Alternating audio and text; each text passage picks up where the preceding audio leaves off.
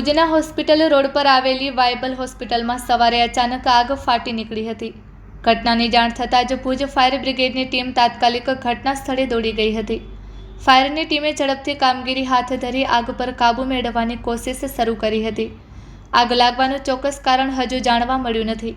હોસ્પિટલમાં દાખલ દર્દીઓને સલામત સ્થળે ખસેડાયા હોવાનું પ્રાથમિક સૂત્રો જણાવી રહ્યા છે। કોઈ જાનહાનિના સમાચાર નથી।